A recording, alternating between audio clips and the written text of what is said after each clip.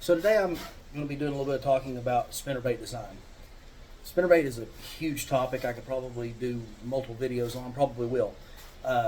It's one of the first baits that I ever learned to throw bass fishing. Goes back to my dad's a huge spinnerbait guy. Old school, loves throwing them. Probably his favorite bait and everything.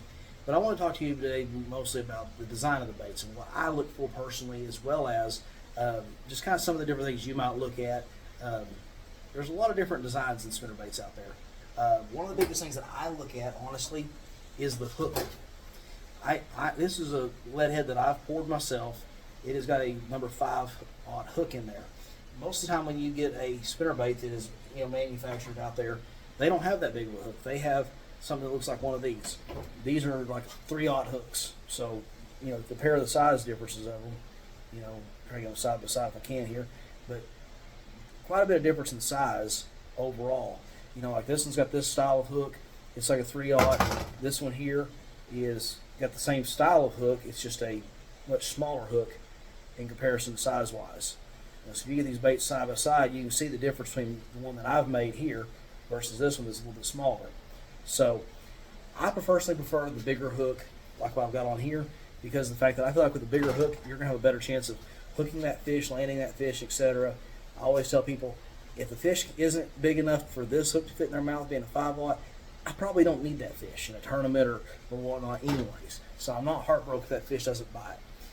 The other thing I look at on spinnerbaits is, outside of the hook design, is I look at things like the blade design. I want to show you one I just got. I don't buy very many spinnerbaits because I've been molding my own for years. I've pretty much made 100% on spinnerbaits for the last 15 years. But I do buy some on occasion. And when I do buy them, it's because they have something that's unique about them, a unique design feature or something like that. And this was one I just got in. It's actually from a company that they don't sponsor me or nothing. It is a Freedom Tackle that makes this, and this is what they call a Speed Freak. And it's got a really unique blade design. I'm gonna try to get my fingers over here. You can see it and try to keep them turning, but it has got kind of a teardrop blade that kind of comes back, real flat tipped. It's kind of beveled on the edges. It's kind of got like a, let me show you where you can see that, 45 degree bevel on each cut on there on each end of it there.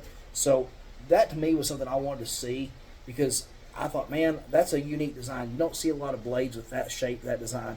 You don't typically can just go buy them and put them on your existing baits. The other thing about this bait that I liked was I actually like this color. If you look at it, it's kind of a black back chartreuse, almost like what you see on a square bill crankbait, or a lot of your crankbaits have this color design on there. So I thought that really complements a lot of the crankbaits that I like to throw, because I feel like a chartreuse and black back is just a good all-around color. So the other thing is this bait does come with a pretty large hook. It's actually a 4/0.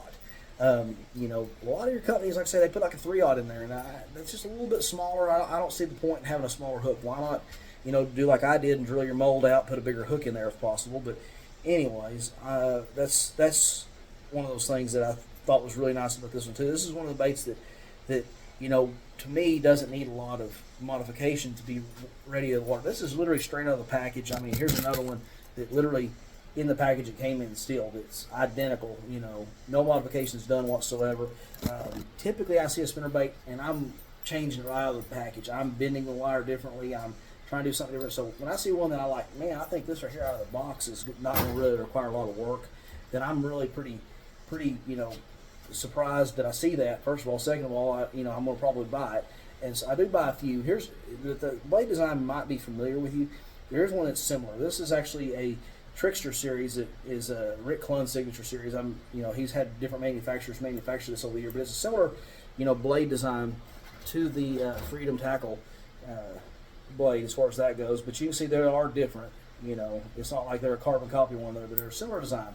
And I've bought several of these a few years back. I think this is one that I've got. I actually got a little swim bait for a trailer on it.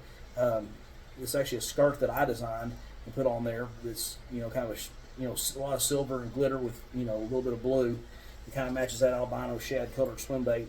But that's another one that I've bought is that one, because of the fact they've got a unique blade. They're not just a standard willow blade. They're not a standard Colorado. There's something different. And typically when I buy something on spinnerbait, I'm looking for something that's different and unique, because that's what really makes a big difference when you're talking about fishing certain baits, is finding something that makes it unique and different. And people look at it and say, well, why do you make your own baits and stuff like that? So it's not a matter of being cheap. It's actually a matter of I want to be unique. I want something that's different. The baits that I make actually probably cost me as much or more than the ones I buy typically, but I put, the top of the line premium products in there. I buy a bigger hook. I buy, what I feel like is the best brand of hook at the time. I'm, buying better swivels than what, you're going to see sometimes put in production baits. Again, I try to buy the top of the line name brand hooks, blades, etc.